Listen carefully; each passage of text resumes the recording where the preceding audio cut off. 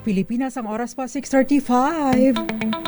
May problema ka ba sa batas? Hihimayin yan ng Panyera ng Bayan, Attorney Rina Seco sa Usapang Legal. Usapang Legal. Usapang Legal. Magandang Martes ng gabi. Ngayon po ay Feb 4. Ay, 4 na. Ilang araw lang. Valentine's Day na lang. Pero kayo po ba ay naghahanda na ng mga flowers para sa inyong mga loved ones? Make sure na bibilhin po natin yung local lang para kumita ang ating mga local farmers at syempre ang ating mga liliit nating mga negosyante. Samahan niyo po ako hanggang 7:30 ng gabi. Tatalakayin po natin. Alam kong common ito eh. Common question, attorney. Safe po bang bilhin ang property na naka-tax declaration lang? Aba, syempre hindi. Diretsahan na po ng sagot. Pero ngayon, ituturo ko naman sa inyo, no? Kung hindi po ito safe, kailan pa pwedeng bilhin, no? Para po kung sakasakaling may nag-o-offer sa inyo or sa atin ng mas murang halaga, pwede nating mapag-isipan at ma-analyze, maisip, matingnan, no? Kung pwede nga itong bilhin at magiging maayos naman ang ating investment. Usapang Legal. Kaya samahan niyo po ako hanggang 7:30 ng gabi at pwede po ninyong padalhan or ipadala ang inyong mga questions sa 0919-282-6485. At syempre pa, pwede po kayong magpadala ng inyong mga questions sa DZRH TV 4K livestream sa YouTube bilang comment at DZRH News, DZRH News Television bilang comment sa ating Facebook Live tonight. Kayo'y nakikinig sa Usapang Legal kasama si Attorney Rina Seco. Kanina ay merong implemented na rollback para sa mga sa diesel, pero sa gasolina ay nagkaroon ng increase. Sana po ay nakapagpakargayo ang mga gasoline users dyan. Hindi na gaya sa akin.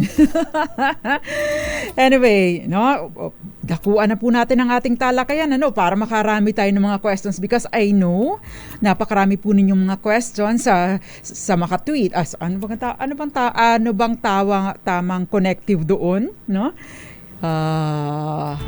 Sa katunayan, no, napakarami na po ninyong mga questions na ipinadala sa akin at marami po dito, more than half yung nasagot ko na, yung kalahati ay hindi pa at nadadagdagan. Pero please bear with me, kapag ka po may oras ako ay sinasagot ko via private message. Usapang Legal.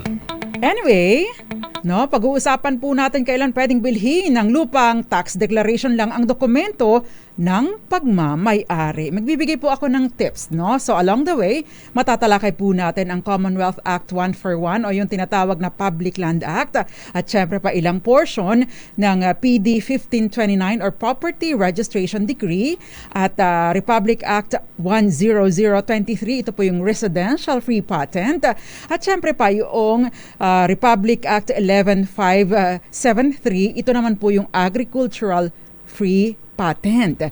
Take note din po yung mga patent holders dyan, yung mga halimbawa naka-homestead patent na natanggap noon pa, naipangalan noon pa o kaya naman po ay naipasa na sa iba dahil isa po sa mga sasagutin ko tonight yung question ng isa nating sender na sabi niya yun pong property ay binili niya, meron ng original certificate of title. Pagkatapos nagkaroon na siya ng transfer certificate of title, ibig pong sabihin na ilipat na po ang title sa kanyang pangalan at pagkatapos ito po ay nakuhanan niyan, ito po ay nadamay or nasali or nadaanan ng road widening sa kanilang lugar. At ang sinasabi daw po ng DPWH, hindi siya mababayaran doon sa portion na madadaanan ng DPWH project. Bakit nga ba ganito? At kailan ito pwedeng ilaban na? Saglit lang. Sabi po sa batas, meron dapat na just compensation. Yan po ay tatalakayin natin mamaya. Usapang Legal. So, napakahalaga po ng ating tatalakayin ngayong tungkol sa tax declaration. Ano ba yung tax declaration? Of course, common natin na ito, no? Maraming mga properties na bagaman at walang titulo ay meron pong tax declaration. Surprisingly, meron pong mga properties na kumbaga ay bahagi pa ng pagmamay-ari ng Estado. Say for example, yung mga hindi capable of private ownership katulad ng military reservation o kagaya ng mga yung forest or timberland na nakukuhanan po ng tax declaration ng ibang mga pribadong individual. Nangyayari po ito kapag nagkaroon ng kapabayaan sa bahagi po o sa parte ng mga municipal assessor or city assessor's office, no, dahil hindi natitingnan because ito pong mga bahagi, no, ng mga properties na ito ay pagmamay-ari ng Estado at hindi capable of private ownership. Kaya lang, dahil po sa negligence sa bahagi po ng ibang opisyal or manggagawa ng gobyerno, nakukunan po ng tax declaration. Usapang Legal. At any rate, kahit po meron itong tax declaration, ay hindi pa rin po ito mapapatituluhan sa pangalan ng taong nag-a-appear sa tax declaration. In fact, no, ang sinasabi nga po, ang municipal or city assessor or provincial assessor na nagpabayad dito or nag-issue ng tax declaration, maaari pong manugot administratively. Ayan. Usapang Legal. Ngayon, bakit nga ba mahalaga ang tax declaration para sa mga properties na hindi classified as timberland or forest land or military reservation o kaya naman po ay yung mga properties na bahagi ng ng park or mineral land. So kapag ka po hindi pasok doon sa mga binanggit ko, no, napakahalaga po ng tax declaration lalo na kung wala pong title ang property. Bakit? May pagkakataon po na kung may hawak na tax declaration, pagkatapos ang naghahawak ng tax declaration or taong may tax declaration sa isang property, no, ay in possession or cultivating the property for some time, maari po ito magtuloy-tuloy sa pagkuha ng titulo. Pabor sa taong may tax declaration at naka-occupy or nagpo-possess sa property na ito. Usapang Legal. Yan. So, bago po tayo magpatuloy, magandang gabi muna sa lahat ng mga nanunood, nakikinig sa atin sa iba't ibang panig ng mundo. Hilario Enriquez, gayon din sa iyo, Miss Josephine Garimbaw dyan sa Michigan, Camilo Atanasio, at syempre pa, Miss Gael Enriquez. Nanunood din sa atin, Violeta Montecalvo Zambrano, Ma'am Violi, magandang gabi po sa inyo. Jerry Valdez, gayon din sa iyo, Lani Villaluna, magandang gabi po sa iyo. Lenny Villaluna, si Josephine Garimbaw, Michael Manalo sa Las Piñas, si Mami Belen Rivera, si Lane Lewis, Ate Tulip, magandang gabi sa iyo. Si Irene Almodovar sa Angono, Rizal, Boboy Pertos, Susan Lara, at si Ma'am Grace Recta Algari Sarad, gayon din sa iyo, Mirna de la Cruz, Miss Roxanne Costo, Daddy Roel Resio, Marites Liada Jovi, Ria Florido, magandang gabi. Bakit may nagmumura dito sa atin? Anyway, magandang gabi sa iyo, Jocelyn Manipis, at yung mga iba pa, si Eduardo Narvaez, at syempre pa sa iyo, Beto Santos, Jericho Ferrer, Magdalena Martin, Kenneth Arevalo, at Ivy Gutierrez, Jerry Sumagaysay, gayon din sa iyo, Star Between, at Rabs Rav, magandang gabi, at Henry Dulohan. Okay, ayan. Merong mga comment na hindi kagandahan, pero okay lang yan. So, ang importante po dito, tayo ay safe dahil napakarami pong may merong flu or ano ba tawag doon? Ano ba sa Tagalog yung flu? Trangkaso. So mag-iingat po tayo para doon sa mga kasabayan ko na nanood ng Meteor Garden. Alam niyo po ang kwento ni Sanchay na pumanaw na dahil sa influenza, sa flu, sa trangkaso. Usapang Legal. Kaya mag-ingat po tayo at syempre make sure regardless kung ano sasabihin ng ibang tao dahil sa pagsusuot ng mask, at least safe po tayo at nananatiling buhay kung gusto pa natin mabuhay ng matagal. Anyway, pagpatuloy po natin ang ating talakayan dahil marami po ang nagugoyo, no, na bumibili ng tax ng property na naka-tax declaration niya lang, ayun pala, no? Hindi pala siya ang totoong may-ari nito. May pagkakataon, no? Hindi lang tax declaration ng issue dahil yun palang isa, no? Yung ibang nagsasabing siya ang totoong may-ari, meron pala talagang title, no? Ang problema, ikaw dahil natukso ka, no? Buyer, natukso ka sa mas mababang presyo, binili mo, goodbye ngayon sa pera mo dahil hindi ka nag-conduct ng due diligence. Usapang Legal. Napakahalaga po ng due diligence, ano, yung iba yung pag-iingat sa pamamagitan ng pag-inspect, no, hindi lang ng physical property kundi ng mga dokumento ng pagmamay-ari or katunayan ng pagmamay-ari ng property. Magko-commercial po muna tayo, no, sa atin pong pagbabalik. Pagpapatuloy natin ang ating talakayan, pero gusto ko po munang magpasalamat sa sponsor ng Merienda tonight or tonight, Miss Gael Enriquez, may pakape at saka pamerienda. Thank you very much. Nakaka-touch po, ano. Usapang Legal. Magbabalik po tayo para sa inyong mga questions. Ilan po muna mga paalala. Diyan lamang po kayo. Kayo'y nakikinig sa Usapang Legal kasama si Attorney Rina Seco.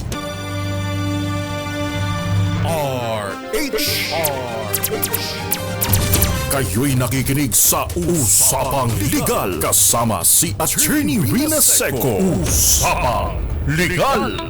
Nagbabalik po ang Usapang Legal kasama ang Panyera ng Bayan, Attorney Rina Seco. Tinatalakay po natin kung kailan ba pwedeng bilhin ng lupang tax declaration lang ang dokumento ng pagmamay-ari. Ayan. Usapang Legal. Ang tax declaration po coupled with possession or occupation, ibig pong sabihin, mayroon kang tax declaration, meron kang nagbabayad ka regularly taon-taon ng amilyar sa property na ito, no? Bagaman at wala kang titulo. Pagkatapos ikaw ang nag-occupy ng property, ikaw ang in possession of the property, o kaya naman ay ikaw ang nakatira sa property or kinocultivate mo ang property, maari po itong pag-ugatan ng titulo or original certificate of title. Usapang Legal. Basta po ang paghawak natin sa property or occupation or possession natin sa property ay in the concept of an owner. Ano ba yung occupation or possession of the property in the concept of an owner or sa konsepto ng pagmamay-ari? Bakit ganon? No? Ano ba ang ibig sabihin nito? Ibig pong sabihin, yung hayagan, lantaran ang pag-occupy natin sa property, hindi pa sekreto, no? Peaceful at saka tuloy-tuloy, no? At ito po ay to the exclusion of others. At tipong kapag ka meron pong nag-trespass sa ating property, ay meron tayong karapatan na ipagtanggol ito.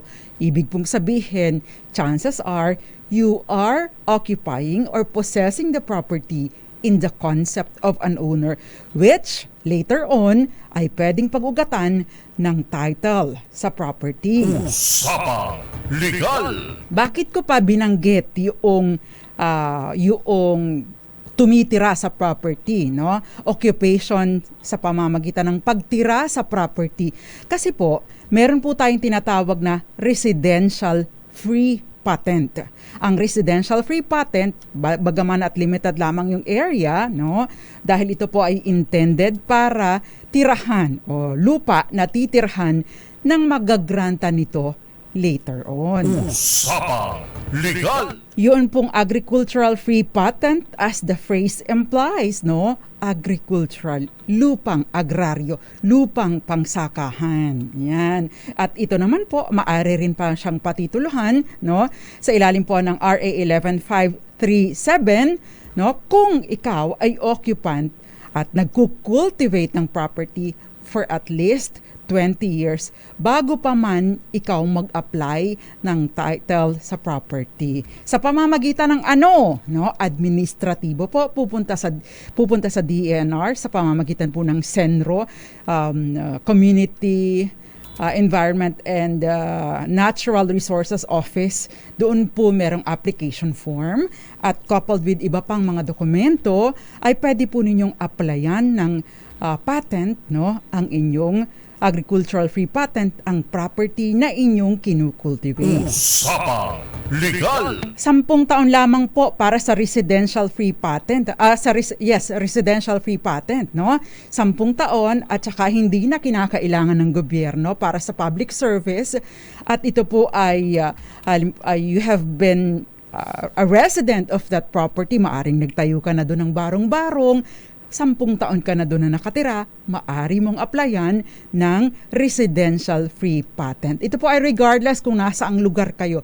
Basta meron lang pong restriction as to size, kapag ka po residential free patent. Usapang Legal! Ayan. So, kapag ka po ganito, nagbebentahan ng lupa na naka-tax declaration lang, napakahalaga po ng pagsusuri, pagsusuri ng mga characteristics ng property at circumstansya ng seller. Titingnan mo, sino ba ang seller? Ito bang seller na ito ay siya rin ba ang may-ari or nakapangalan sa tax declaration? Napakahalaga po kasi baka naman may iba ang nandoon sa tax declaration at iba ang nagbibenta sa inyo. Malabo po yun. Huwag po ninyong bibilhin. Sunod, titingnan din po ninyo, is it alienable and disposable? Ngayon, meron pong pagkakataon na merong ang tax declaration, Kaya lang, ang nakalagay po sa tax declaration, agricultural land. Pero pagdating nyo sa Senro, pagdating po ninyo sa Senro, iba ang sinasabi. Maaring ang sinasabi dyan ay timberland, Kapag ka po inconsistent ang nakalasaad na classification ng lupa sa tax declaration at saka doon sa Senro or sa DENR, ang mananaig po ay kung ano ang classification sa DENR. Huwag po ninyong papatusin kapag ang nakasabi sa DENR ay timberland o forest land, bagaman at agricultural land ang nakasaad doon sa tax declaration, Huwag po ninyong bibilhin. Why? Kung nakasaad po sa DENR, ito ay timberland or forest land, hindi po ninyo ito mapatitituluhan sa inyong pangalan. Usapang Legal! Take note po, ang municipal or city or provincial assessor ay walang kapangyarihan na mag-classify ng lupa, Yun pong nasa tax declaration ay only for purposes of yung basihan ng tax, Kaya hindi po siya reliable. Kailangan po ninyong i-check pa din doon sa DENR. In fact, kakailanganin po ng certification mula sa DENR na ang property ay alienable at disposable. Usapang Legal! So kapag ka po na-identify na ang seller, na sigurado na ninyo sa DENR na alienable and disposable ang property, tingnan din ninyo, ang seller ba ang possessor ng property? Anong ibig sabihin nito? Siya ba ang humahawak sa property? Hindi literal, Siya ba yung nagkukultivate? Siya ba yung nakatira doon? Siya ba yung maaaring magbawal na, bawal kayong pumasok dyan? Siya ba yung nagbako doon? Or siya ba yung gumagastos, para sa maintenance ng property? Malaking bagay po ito. The next question would be, gaano na ba katagal ang seller na nag-o-occupy doon, nakapossess doon sa property, Kasi baka mamaya, saglit pa lang. At paano din niya ito nakuha, Paano niya ito nakuha? Napakahalaga po nito. At syempre pa, yung tax declaration. Ayan. Usapang Legal! At last na titingnan, yung bang nagbibenta sa inyo ay meron ng application for homestead patent or agricultural free patent o kaya naman ay residential free patent. Ayan. Napakahalaga po nito because kung meron na siyang pending application, ang gagawin po ninyo kapag ka nag-deed of sale, binili na ninyo or may deed of sale na kayo or deed of assignment, ang gagawin lamang po ninyo, isasubmit ninyo yung dokumento ng bentahan sa sendro para kayo ang hahalili doon sa applicant. Magandang punto po na meron ng pending application para sa titling sa pangalan ng seller. Usapang Legal! Ayan, kapag ka po merong ganito, maari po ninyong bilhin. Lahat ng binanggit ko ay check. Dapat maari na po ninyo or pwede po ninyong bilhin ang property. Ayan. So, yun lang po ang titingnan, no? Bagaman at syempre, medyo mahirap po itong gawin dahil syempre, hindi pa rin ito 100% risk-free, no? Mataas lang yung tsansa na magtuloy-tuloy sa pagmamay-ari ang inyong biniling property na tax declaration lamang. Usapang Legal! So yan po ang basic na dapat nating tandaan, no? By the way, kapag ka po kayo ay nakabili ng tax deck lang na walang title ever since, no? Ay pwede po ninyong i-apply na for titling, no? Administrative titling, either residential free patent o kaya naman ay confirmation of imperfect title sa DNR o Senro.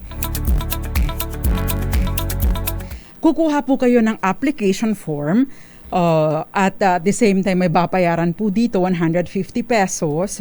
Kailangan po ng kopya ng tax declaration at kukuha po kayo ng certificate, no? Kung ano ang status ng lupa. Is it alienable and disposable? Siyempre, kailangan din po ninyong kumuha ng clearance, no, or certification mula sa RTC sa lugar kung saan located ang property, patunay na walang pending application for titling doon sa property na ito. Usapang Legal! Ang kagandahan po dito, yun pong DNR or LRA, gobyerno na po mismo ang gagastos sa pagpapasurvey ng property. Bakit, no? Kasama po ito doon sa mga provisions noong batas na ito po yung RA 11573 sa pamamagitan din po or nilinaw din po sa pamamagitan ng Department Administrative Order 2021-38 dated December 3, 2021. Isa po ito sa mga magagandang batas na naiwan or naisabatas noong panahon ni Pangulong Rodrigo Duterte. Usapang Legal! Yun. Yan po, ganun po yung foundation ng ating basic principles, no, ng ating talakayan tonight. Before I answer your questions, magandang gabi sa inyo, Leo Havares, dyan sa Puerto Princesa City sa Palawan. Suki Yeng Ventura, magandang gabi. Cora Caburaw, Albino Trimio, sabi niya, may binenta po sa aking lupa sa Bicol. 60,000 ko po. 60K po yun at matagal na maliit lang po yun, attorney. Mga 7 years na kasi hindi ako umuwi. Wala naman pong tanim doon. Ngayon, humihingi po sa akin, ang tawag na saan na yun? Humihingi po sa akin pambayad daw ng buwis. May kubo kasi yung pinatayo po, naggiba ng bagyo. Ngayon, magsishare po ba ako sa buwis? Di naman ako nakatira doon. Kung kayo po ang owner ng property, automatic na kayo ang may responsibilidad na magbayad ng tax, ng real property tax. Ngayon, kung ibang tao po ang pinatira ninyo doon and hopefully meron po kayong proper documentation, pwede pong pagkasunduan ninyo na bilang bayad sa pagtira dito sa property ko, ikaw na ang magbabayad ng amilyar. Pero ang amilyar ay dapat na under sa aking pangalan. That way, mahihirapan po siya o hindi po niya basta-basta makakamkam ang property ninyo. Usapang Legal! Kung halimbawa naman po at pinarerentahan ninyo ito, no, maaari din pong isali sa kondisyon, mura-mura lang ang bayad sa renta. Basta bayaran mo ang tax ang amilyar or real property tax taong-taon, no, bahagi ng renta. Sa kondisyon na ito ay sa aking pangalan at bibigyan mo ako regularly kapag ka nagbayad ka ng kopya ng resibo mula sa assessor's office. Ganun po ang pwede ninyong gawin para matiyak na hindi mawawala sa inyo ang inyong or hindi makakamkam, maaangkin o mananakaw sa inyo ang inyong lupang binili. Usapang Legal! Magandang gabi po sa inyo, Florence Regalo. Sabi niya, maraming salamat sa pagbahagi ng inyong kaalaman sa amin. Inyong mga taga-subaybay. Thank you very much. Magdalena Martin, magandang gabi sa iyo. At syempre yung iba pang mga nanonood sa atin, si Winnie Merera, Attorney Winnie Merera, magandang gabi sa iyo. Aldas Villamator, Ramel Maluto sa Guimaras, Joe Noblejas, magandang gabi sa iyo. At Sylvia Quirino, Ellen Geronimo, Edgar Longcop, Cherry Tarayo. Ay, namiss kita, Miss Cherry. At marami pang iba. Thank you very much po for watching. Usapang Legal! Magandang gabi din sa iyo, Ray Borile. At syempre pa Elmer Bendol sa Belison Antique, Jerry Cornista, Albino Trinio. Magandang gabi dyan sa San Mateo, Rizal, dyan sa Pintong, Bukawe, San Mateo, Rizal, June Dason Agalot, Tita Ami Miraflor Garcia, Elna Foster, Adrian Lazaro, at syempre pa Eduardo Narvaez. Usapang Legal! Okay, for the next question. Magandang gabi po sa inyo. And of course, magandang gabi, Miss Tess Solomon. Attorney, ito po ang tanong ko. Question niya, no? Anak po ako ng original na may-ari ng lupa na ibinenta sa ibang tao. Matagal na pong namatay ang mga magulang ko, pero hanggang ngayon ay ang tax deck nasa pangalan pa ng magulang ko at hindi nababayaran ng amilyar sa napakatagal na panahon. Bakante po ang lupa at makikita pong walang nag-aasikaso kasi lumaki na po ang mga puno at hindi man lang nalilinisan. Hindi rin po nabibisita. Ito po ay pwede kong mabawi bilang anak ng dating may-ari. Usapang Legal! Binanggit mo na rin, anak ka ng dating may-ari. Dati. Keyword, keyword dati. Ibig sabihin, no, wala na kayong karapatan sa property. Pero bagaman at ito po ay nasa pangalan pa ng inyong mga magulang, hindi po nangangahulugan na nananatiling sila ang may-ari. Ngayon, ang binabanggit ninyo, hindi nababayaran ng amilyar ang property. Ang susunod na mangyayari dyan, no, kung hindi pa rin babayaran, ay mag-i-issue po ng notice of delinquency ang local government unit. Pagkatapos pag hindi pa rin nababayaran or hindi pa rin mabayaran, ay isusubasta po ang property. Ngayon, eto ang tip ko sa inyo. Kung ito po ay isusubasta, pwede po ninyong bilhin sa pamamagitan ng pagsali sa auction sale para po maging inyo ulit ang property. But take note po, hindi po agad mapupunta sa inyo ang possession ng property.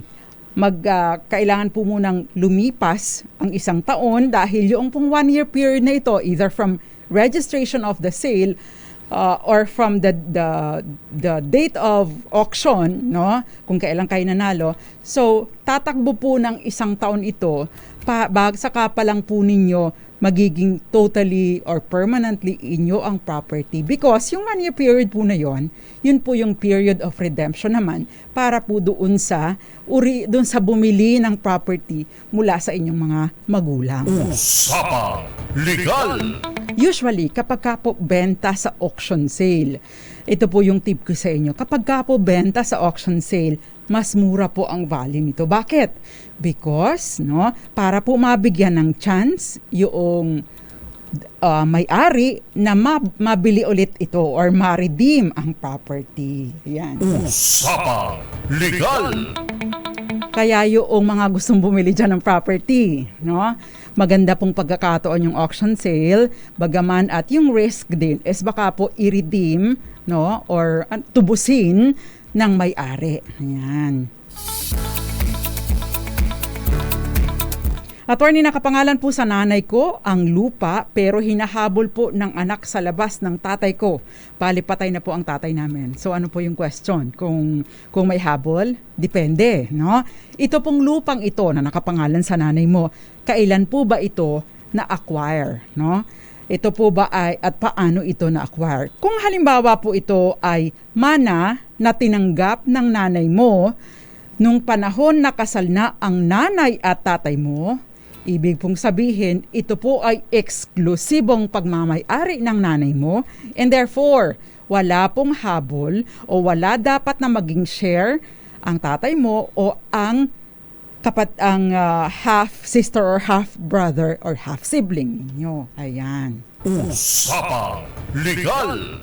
Pero kung ito po ay mana ng nanay ninyo na tinanggap bago sila ikasal ng tatay ninyo or kung hindi man, no, ito ay binili at that time na ito ay na hindi pa sila kasal ng nanay at tatay mo o kaya naman ay binili ng nanay at tatay mo during the time na kasal na sila or kung hindi man binili lang ng nanay mo, no, at the time na kasal na sila ng nanay at tatay mo, ito po ay conjugal. Kapag ka conjugal, no, nung namatay ang tatay mo, dapat ay nagsettle ng estate.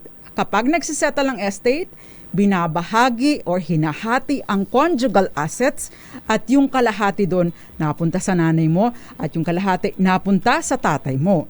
Yung kalahati na pagmamay-ari ng tatay mo ay mamanahin ng nanay mo sa'yo at syempre pa yung anak niya sa labas. Ang share ng anak sa labas, kalahati or katumbas ng kalahati ng share mo. Ayan. Usapang Legal.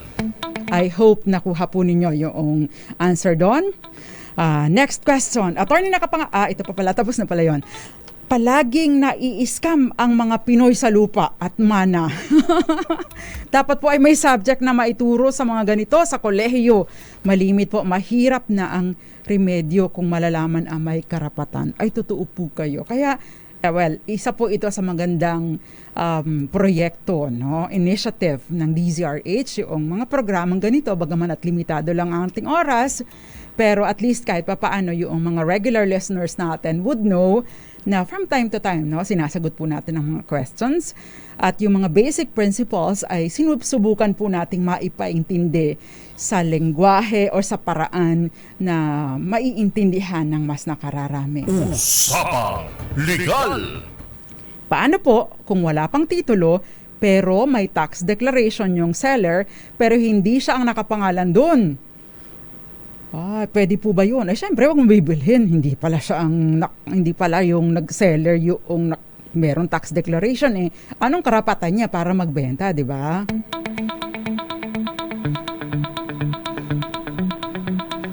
Elna Foster, magandang gabi. Attorney, meron po akong tanong. Sino po ba ang magbabayad ng capital gains tax? Seller po ba or ang buyer? Sa case ko po, nabili ko po ang lupa, yung nagbenta po sa akin, nag-ask na ako na magbayad ng capital gains tax. Nagbayad ulit, take two. Attorney, meron po akong tanong, sino po ang magbabayad ng capital gains tax? Seller po ba o yung buyer? Sa case ko, nakabili po ako ng lupa, yung nagbenta po sa akin, nag-ask na ako ang magbayad ng capital gains tax. Hindi po niya naibanggit sa akin noong nagbentahan na ako ang magbabayad ng CGT. Hindi po ako nag-agree na ako ang magbabayad ng capital gains tax. Salamat po. Okay. Usapang Legal. Kapag ka po walang kasunduan sa kung sino ang magbabayad ng capital gains tax, understood na dapat ang seller ang magbabayad nito. Bakit? Dahil si seller ang kumita sa transaksyon. Siya ang dumanggap ng pera eh. So kung wala po kayong agreement, then si seller po ang magbabayad. Usapang Legal. Maari din naman pong pagkasunduan ninyong dalawa, pero dapat nagre-reflect po ito doon sa inyong deed of sale. Kung wala pong nag-reflect na ganito sa deed of sale, the seller should pay the capital gains tax. Usapang Legal. Thank you very much, Miss Elna Foster. At ito pa, si Mario Mangondo, magandang gabi. Pwede po ba ipa-hold ng sale ng lupa if hindi naman po siya yung may-ari ng lupa at nag-aangkin lang? kapag ka po ganito, no, hindi siya yung may-ari at nag-aangkin lang, wag po ninyong bibili, no? I-cancel na po, i-rescind na po ninyo yung bentahan. Usapang Legal. Or kung halimbawa po wala po siyang record. O kaya naman, kahit pa nasa kanya yung title, no? Merong annotation sa likod, nakalagay doon, Notice of Lease Pendants. O kaya naman ay adverse claim. Kapag ka po ganito, ang magiging karapatan ninyo sa property ay nakadepende sa resulta ng kaso sa korte. Kung sinabi ng korte na yung seller hindi siya ang totoong may-ari or wala talaga siyang karapatan, wala kayong nabili. Bakit? Yung inyong kapalaran nakadepende sa kapalaran ng kaso sa korte. Kaya wag ninyong papatusin kahit mura pa. Usapang Legal. Maraming salamat po. Pwede po ninyong i-share ang ating discussion para po mas maraming matuto sa ating talakayan tonight.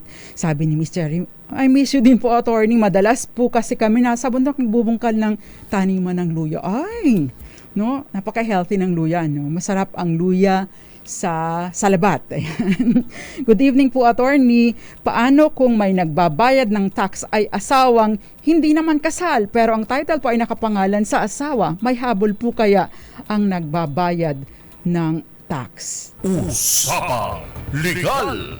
Bakit po yung ang habol lang po niya doon ay singilin yung mga naipauna niyang bayad doon sa amilyar? Ayan. Usapang Legal. And Ma'am Vilma, I hope yun pong nagbabayad ng amilyar hindi sa kanyang pangalan hindi sa kanya nakapangalan yung mga resibo, no, sa mga binabayaran dahil later on magiging problema po ninyo ito, So kung sakasakali po sa kanya ipinapangalan, i-notify po agad ninyo ang assessor's office. Ipakita din po ninyo na hindi dapat. Pwede po ninyong ipa-cancel ito lalong-lalo na meron kayong existing na tax declaration under your name and the title.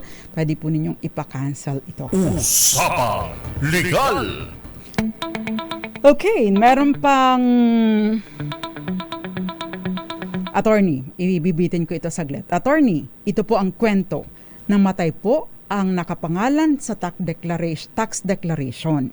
Ang seller ay yung pinagbentahan nung taong namatay. Mga kakilala naman po, safe po ba itong bilhin? Yan po at iba pa, of course yung mga questions pa ninyo, ang tatalakay natin sa atin pong pagbabalik. Diyan lamang po kayo.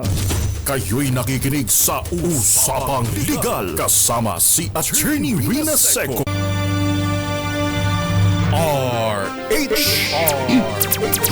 Kayo'y nakikinig sa Usapang Legal kasama si Attorney Rina Seco. Usapang Legal. Magandang gabi sa iyo, Archie Valencia dyan sa Zamboanga City. At syempre magandang gabi din sa iyo, Ronilo Roldan, Ramel Maluto, Maria Christy Sumpay, Aman Biton, Julie Bautista, Renato C., Azon Corspar Spitz, Josephine Garimbao, Boboy Puertos, Algar Serad, at syempre pa Miss Roxanne Costo. Magandang gabi din sa iyo, Michael Heda, Marcelo M., at yung iba pang mga nanunood, nakikinig sa atin mula sa iba't ibang panig ng mundo. Thank you very much. At syempre, ang dami nanonood sa atin. Maraming salamat po. Feel free to share our live feed tonight para po marami pang matuto sa ating talakayan. Usapang Legal. Ang atin naman po ay mga practical tips, no, para matiyak na hindi masasayang ang ating investment. Dahil kapag ka po nagpakawala na tayo ng pera, napakahirap na pong mabawi, no? At napakahirap pong magkakaso-kaso pa para lang bawiin. Gagastos ka pa ng karami-rami. At kailangan mo pa ng pagdadaan ka pa sa matinding stress bago makuha. Buti nga kung makuha mo. Paano kung hindi na, no? Napagtaguan ka na, wala ka na mahabol. Usapang Legal. Kaya nga it's but proper na matiyak natin na hindi naman ganun kataas ang risk sa ating investment, sa ating pagbili ng property. Lahat po kasi may risk. Ang question na lang dyan, alin yung mas maunti, alin yung mas mababa ang risk kapag tayo ay nag-i-invest. Take note, ang pagbili po ng property ay investment po ito. Kayo'y nakikinig sa Usapang Legal kasama si Attorney Rina Seco. So yung kwento, before we pause for commercial, namatay po ang nakapangalan sa tax declaration. Ang seller ay yung pinagbentahan ng taong namatay. So, safe ba daw ba itong bilhin? The answer is, wala naman sigurong, ibig ko sabihin, kung wala pong ibang mga issues, I see no reason kung bakit hindi ninyo bibilhin. But, here's the thing.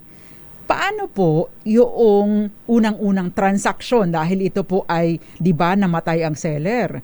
So, ang punto dito, paano malilipat sa inyong pangalan or paano ninyo, sa tax declaration pa lang, paano nyo malilipat yung tax declaration pa lang sa inyong pangalan? Unang-una, noon pong namatay yung seller, dapat nagkaroon po ng settlement of estate. So, problemang malaki. Kung yung mga tagapagmana po ba nitong mga, nitong namatay na seller, yung original seller, ay mag-i-execute po ng extrajudicial settlement nang hindi na kayo hihingan pa ng pera. Why? Kasi syempre, di ba, kadalasan, gagawin namin to, pero magkano? Di ba? So, mahal po at syempre pa, titingnan din ninyo, kailan ba ito namatay? Maliban na lamang kung i-avail po ninyo yung estate tax amnesty na mag-i-end na hanggang sa June 14, 2020, this year, 2025. Usapang Legal! Pagkatapos yung transaksyon mula doon sa unang buyer at saka yung transaksyon sa inyo, malaki-laki po ang gastos, no? Maliban na lamang kung ito po ay ito pong deed of sale, nasettle na po yung capital gains tax. Ay kung hindi pa, medyo malaki-laking problema po 'yan. So humanap po kayo ng ibang property na medyo malinaw, no? At wala na masyadong bayarin kundi yung inyong transaction lang. Usapang Legal! Edwin Pazibugan, magandang gabi sa iyo. At syempre, Herminio Villaluz, thank you very much for watching. Ito po yung question, si Ves Mamanaw, yung lupa ng lola ko na tax deck lang, di namin alam kung nasaan ang titulo. Salamat. Syempre, unang-una, tingnan po ninyo sa assessor's office kasi most likely meron po yung reference ng title. O kaya naman, tumingin po kayo, pwede po kayong pumunta sa Register of Deeds, alamin po ninyo yung property na nakapangalan doon sa inyong lola. Yan. Mag-execute po kayo ng affidavit na kayo po ay isa sa mga tagapagmana ng inyong lola. Usapang! O kung hindi man, yung nanay o tatay ninyo, yung mga anak po ng lola ninyo. Yun po ang pwedeng mag-execute ng affidavit. At kasama doon yung request ninyo na ma-issue kayo ng certified true copy ng title. Paano po ba namin mababawi ang lupa na nakapangalan sa lolo namin tapos pinatituluhan ng pinsan namin? Ano kaya ang pwede pong gawin? Unang-una, sinupin po ninyo. Alamin po ninyo yung background. Paano napatituluhan? Was there a valid conveyance? No? Nagkaroon po ng paglilipat sa pamamagitan ng legal na transaksyon o paano? No? Paano pa nagkaroon ng nagawa na mailipat ang title sa kanyang sa pangalan ng inyong pinsan. So hindi po sapat ang mga impormasyon na ipinadala ninyo para natin mabigyan ng sagot. Usapang Legal! Meron pong question dito si Wilma Custodio. Attorney, good evening. Tanong ko lang, pwede po ba gamitin ang titulo ng isang lugar sa ibang lugar? Ano pong ibig sabihin ninyo? Hindi ko po maintindihan. Isasangla po ninyo sa ibang lugar? No, wala pong problema doon. Pero referring to the property kung saan ito located, but with reference po. No? Pero kung halimbawa ipapatituluhan ninyo, ang tawag doon, magpapatransfers ng title mula sa seller papunta sa buyer, ipaprocess po ninyo doon sa Register of well, unang-una sa BR at saka sa Register of Deeds na nakasasakop doon sa lugar kung saan situated ang property. Usapang Legal. Lord Hills Osbilia, magandang gabi sa iyo. Ito pa yung question ito. Ini-screenshot po ng ating volunteer online PA na nanlilibre pa ng merienda ang inyong mga questions para masagot ko. Okay. Ito yung question ni Magdalena Martin. Sabi niya, tanong, na-award na po sa amin ang loteng kinatitirikan ng aming bahay ng City of Manila. Ang bahay namin ang binabayaran ko ng amilyar. Nais ko pong magbayad ng amilyar sa loteng na-i-award sa amin. Paano po ba magbabayad? Paano po ba magbayad ng tax declaration? Siyempre doon sa sa City Assessor's Office, no? Doon po kayo pupunta. Usapang Legal. Yun pong award, ipapakita po ninyo yung notice of award doon sa assessor's office. Yun po, bibigyan kayo ng mga dokumento para ma-process po ninyo. Usapang Legal.